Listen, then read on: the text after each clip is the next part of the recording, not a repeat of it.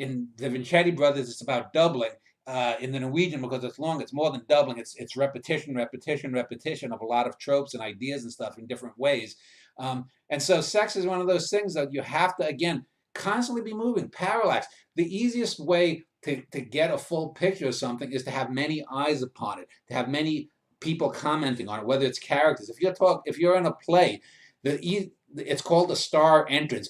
If you want to know, probably one of the best star entrances in film is Harry Lime's entrance by Orson Welles in The Third Man. Because for the first 45, 50 minutes, maybe it's even close to an hour, maybe it's even over an hour, people are talking about, Harry Lime this, Harry Lime scum, I loved Harry Lime, Harry Lime, Harry Lime. And then he finally comes in.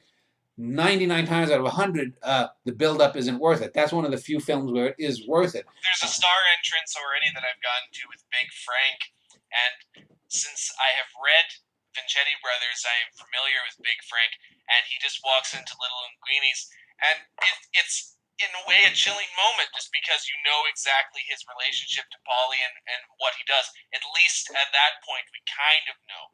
I know I can already feel that it may take what happened in Vincetti and throw it away, but it's an interesting thing, and it's very filmic in that way. There's certain characters that come up and that you're familiar with, especially if you've read all the books in sequence, that have their all-star turns, and it's a build-up to that. It doesn't just start with Polly or Frank or anything. It has a slow build because it's a much longer text and it requires something like that. Well, the whole idea of layering, by the way, Dan, that you mentioned is cogent to true life as well, because you see the arc of your development there as well, because there are memoirs that, while they stand on their own, you'll have a layering scene that also similarly stands on its own, but deepens it in that context, and they complex from that. It's something that is missed all the time, and there's different ways to do it. Your way isn't necessarily just the only way. That Jessica has certainly some layering scenes in hers, but it's 360 degrees of how you deal with it.